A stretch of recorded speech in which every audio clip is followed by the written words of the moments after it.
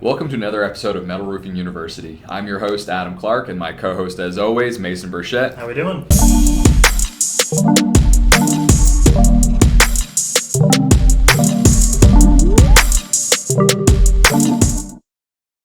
Today we're going to jump into something that's probably relevant to a lot of people, the price increases in building materials, including steel and metal roofing. Yeah, there's some uncertainty in the steel industry, and we want consumers to know they can still have a level of confidence in suppliers like Best Buy Metals that have positioned themselves well in uncertain times. Yeah, not only positioned ourselves well, but we still have really great products that are available now, immediately. You know, we have same day and next day service. Our deliveries are 24 hours out, and even though there is a bit of a squeeze on the supply chain, we've worked really hard with our coil providers and with our accessory providers to not be feeling some of the disruption that some others in our industry have felt, but also that some other industries like lumber and asphalt shingles have felt. Yes, I was gonna say the exact same thing. A lot of homeowners already know that lumber is hard to get a hold of. Lumber prices have skyrocketed. We're hearing the asphalt shingles are weeks and weeks, months in some cases out. Hard to get a hold of. A lot of building supplies are that way. So it is nice for us here in the steel industry to have had some foresight in what was going on and been able to still offer the same great level of customer service we've always been able to offer with our lead times and our product. We haven't had to compromise any of that. Yeah, and we want to just kind of break down why we're seeing some of these increases and what's driving the increases. Just to paint a little more clarity in the industry, it's not people trying to be greedy and companies trying to be greedy. There's actually some economic laws that are driving this supply and demand imbalance. So really what we want to start off by saying is that 2021 is really different than 2020 was. You know, we saw this was all kind of Which was weird. Yeah, well, 2020 even pre-pandemic was kind of weird. It was active and busy and steady, and we didn't have some of the slowdowns that we had seen in 2019, the first part of 2019, and then March, April came, and the pandemic kind of took over. Right. Yeah, and so what happened with the pandemic is everybody was kind of, we don't know what to do. Yeah. Is supply going to fall off the map?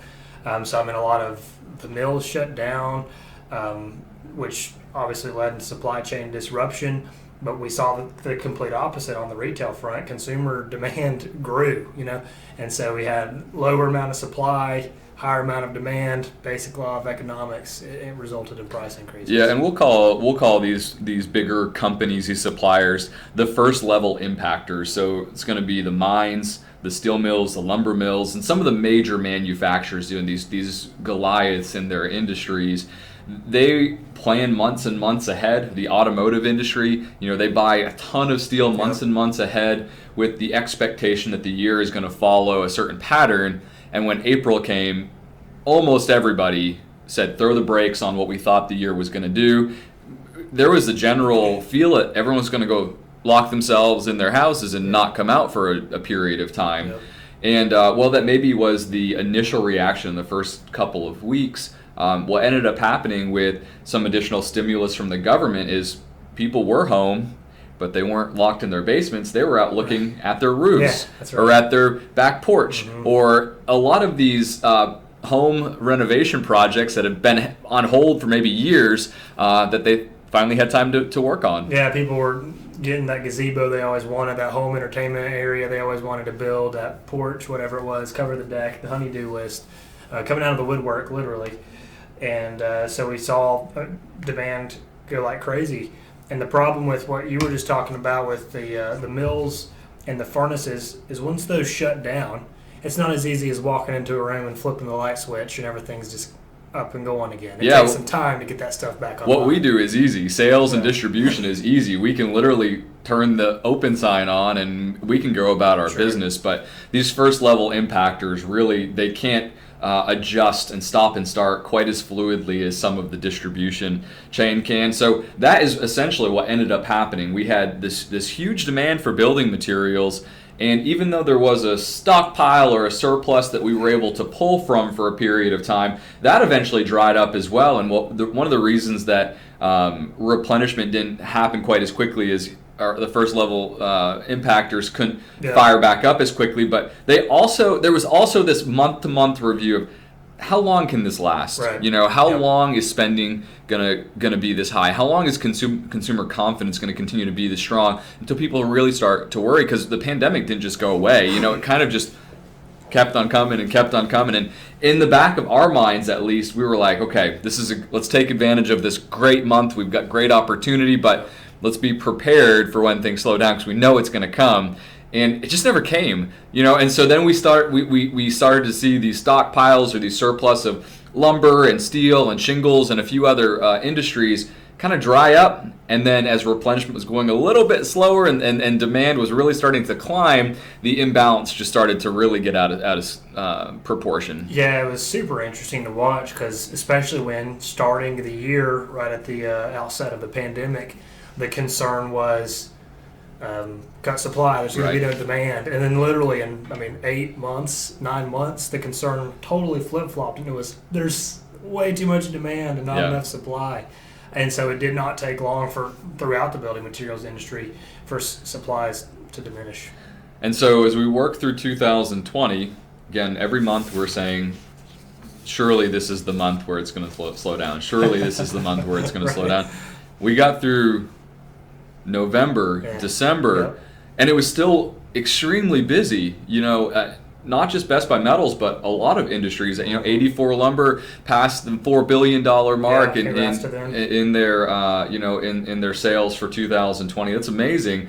And so coming into 2021, we started to say, all right, well, if it's still going to be this busy, let's make sure that we're prepared for that. And so we started buying more materials, you know, in November, December. Yep. And again, we still have this huge demand from the consumer, but we continue to have supply chain disruption on the first level impactor side as steel mills are still catching up, as lumber mills are still playing catch up. And there's still this imbalance. Demand is still heavily outpacing supply and replenishment right now. That's right. Yeah. What we saw was it got harder and harder to find available steel, to the point where there was a day where it wasn't like this not so long ago, but now you had suppliers pretty much just knocking on the door, you know, and then now you can't hardly find it. And we even had some of our lower level competitors approaching us just to buy coil. Can you sell us a coil? Can you spare a coil? Yep. It got to that kind of level. Yeah, it's, you know, when you're used to having coil suppliers, on a daily, weekly basis, you know, coming and begging for your business. Phones, and then when we were trying to feel to see what was out there, you know, what types of materials were available, and having some of the major players in the industry kind of just hang their heads and say, we don't have any material. You know, and getting feedback from our paint suppliers and getting feedback from a number of other suppliers in our industry. You know, there's some general concern about the availability of materials. And again, we feel confident that we're positioned well. We feel confident that Best Buy Metals is going to continue to be able to make the consumer experience almost identical to where we were in 2020. Right. The difference is going to be, you know, as our costs went up, as supply and demand drove the price of materials up, we've had to adjust to that. But, you know, we believe that it's important to continue to sell value that complements the price of your materials. So in September, October, we had our first increase, and steel was way behind, you know, as far as the increases go. I think people were seeing lumber increases much earlier in the year. So steel was a little bit behind, and some of that just has to do with the amount of materials that were on hand and forecasts for you know, how much material to be made. That there's a little bit better maybe preparedness on the steel side of the world. But the increase eventually came because demand was still outpacing supply, and we had a 5% increase on cost. Right. Moderate. That's normal. We'd say that's a normal increase. And so we just absorbed that. We were positioned well from an inventory standpoint. We absorbed that, and we were ready to continue to go to market at the same price. Well, then month after month through the second, you know, half or last quarter of the year, the increases kept on coming, and they actually started to get larger and exponentially larger. Right. And so that's kind of the position that we're in right now. We had a 20% increase, almost a 20% increase on steel, which is unusual. That's unusual. So we've had to adapt, and we've had to make accommodations when it comes to creating a sustainable pricing model. Yeah, and the price increases we thought they would be incremental and easy to forecast, and it turned out to be. We even joked about, well, we're in commodities now, because things were just so volatile there. It was kind of hard to tell. There are some advantages and perks to being a company our size. And Best Buy Metals isn't a behemoth, but we're savvy, and we've got people in unique positions that a lot of our other people in the industry aren't able to do. And having people in these strategic positions allowed us to make strategic decisions, right?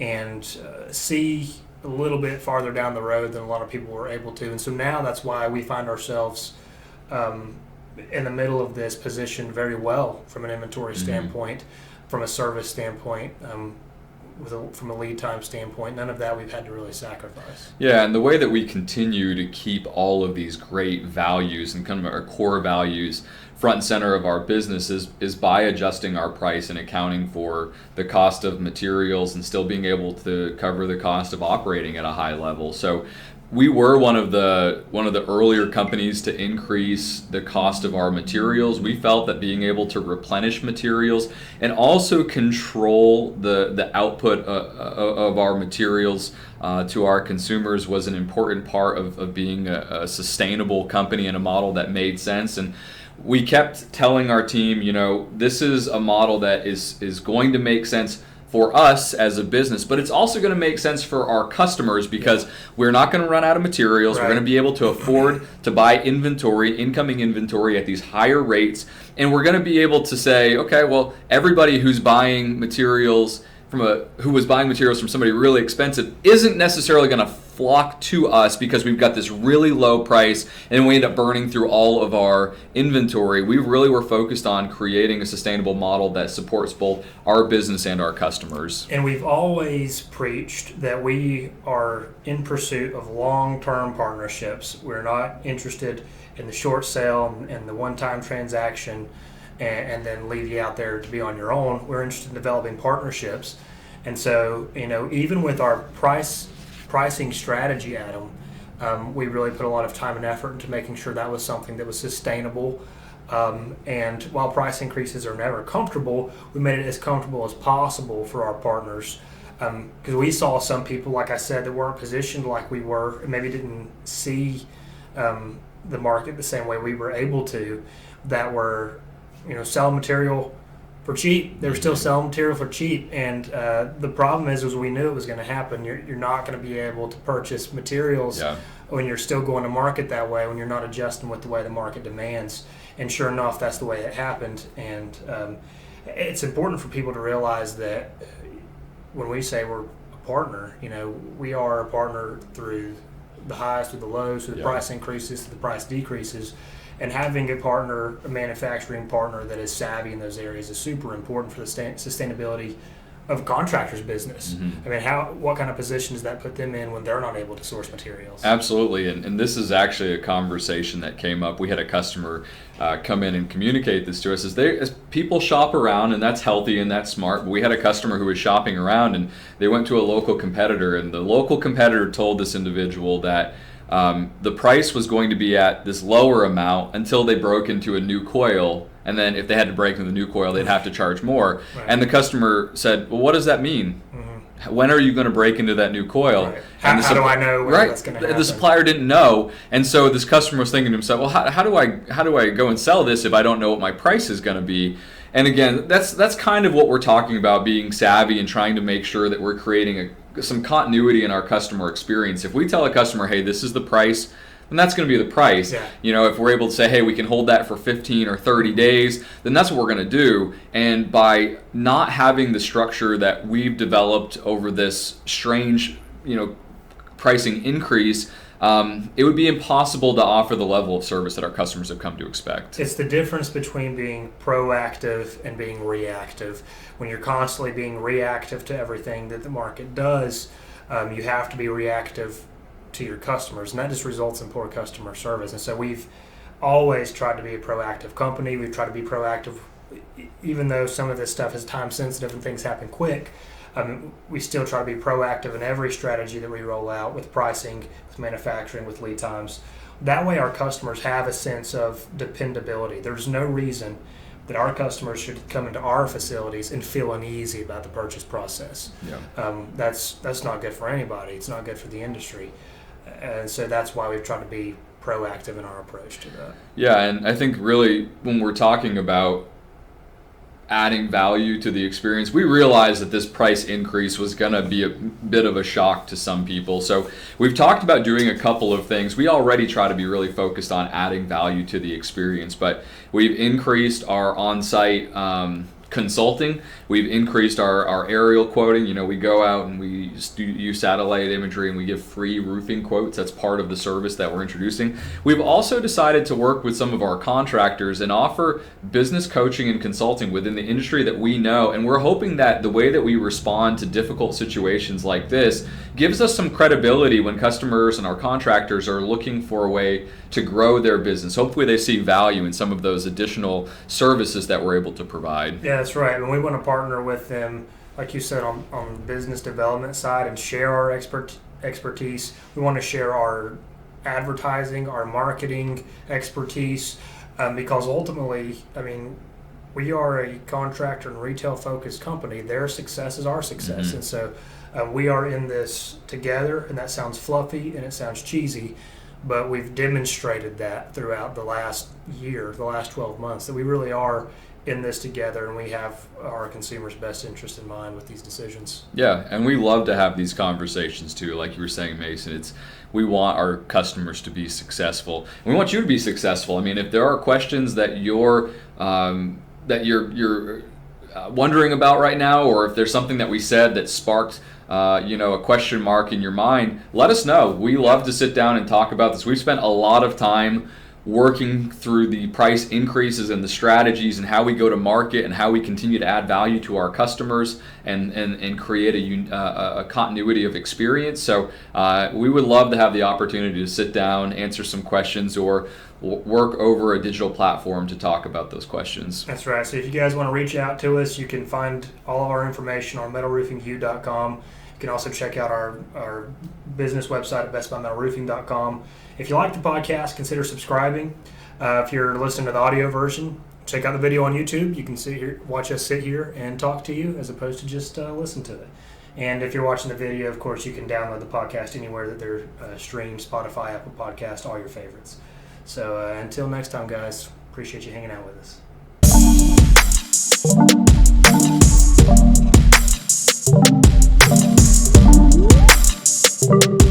us.